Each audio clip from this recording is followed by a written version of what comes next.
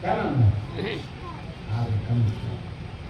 हमारे पंडित जी, हमारे ढाकी की सेवा करने वाले हमारे ढाकी बंधु, हमारे यहाँ ड्यूटी में लगे सुरक्षाकर्मी, हमारे सभी स्थानीय श्रद्धालुगण, हमारे बहुत ही प्यारे प्यारे हमारे परिवार के, समाज के और देश के भविष्य, ये जो प्यारे बच्चे बैठे हैं यही हमारे भविष्य।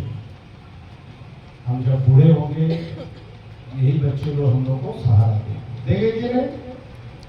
देंगे कि नहीं? बहुत खुश हो देखा। इसका क्या नाम है? उसका क्या नाम है? लाल कुर्ते वाले का क्या नाम है? इसका क्या नाम है? लड्डू। लड्डू ध्यान देगा कि नहीं हम लोग का बड़ा होकर के? किसका बेटा? इसीलिए बोल रहा है।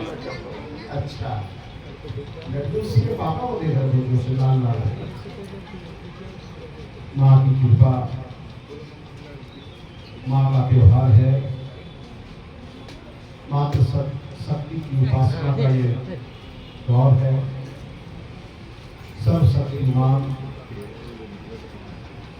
बुराई पे अच्छाई की प्रतीक के रूप में, दुष्टों का नाश, पाप का नाश के प्रतीक के रूप में माँ की जो भूमिका है, माँ की जो प्रतिमा है, माँ की जो सवारी है, माँ यहाँ प्रतिमा के रूप में हम सब उनको पूछते हैं। प्रतिमा के रूप में वो जागृत अवस्था में हमारी माँ यहाँ स्थापित है। घर में जो बैठी हमारी माताएं हैं, जो घर में हमारे बड़े बुजुर्ग हैं, उनके चेहरे पे मुस्कान, उनके चेहरे पे कोई तनाव ना हो, उनके चेहरे पे हमेशा खुशी रहे। ये बच्चों का कर्तव्य बनता है कि अपने माता पिता के चेहरे पे सदा हंसी और मुस्कान बनी रहे। ये बच्चों का कर्तव्य है, बच्चों का धर्म है।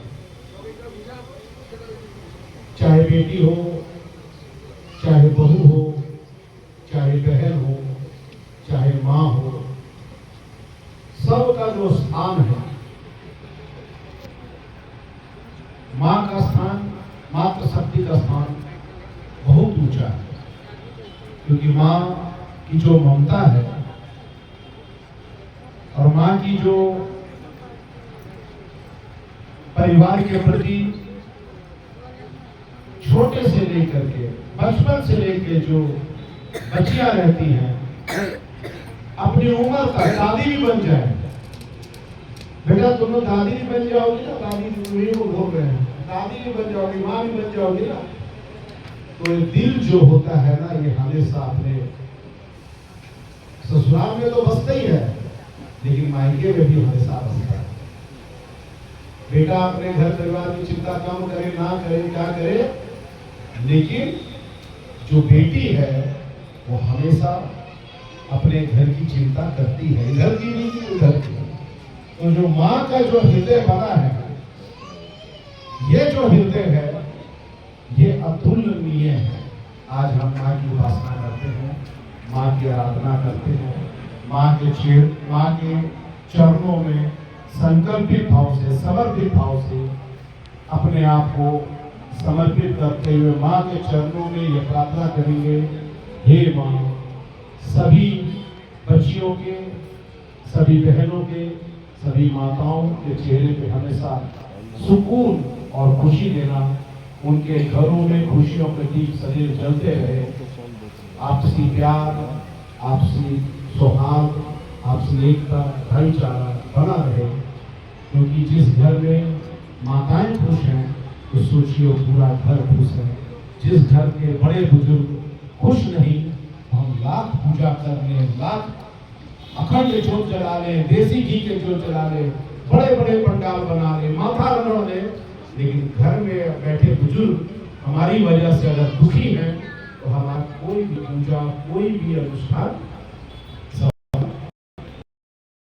आप कोई पूजा करें, सिर्फ अपने घर पर बैठे बड़े बुजुर्गों की सेवा करने, उनके चेहरे के हंसी का कारण बने, परिवार का यश का कारण बने, समाज का यश का कारण बने, माँ भारती का यश का कारण बने।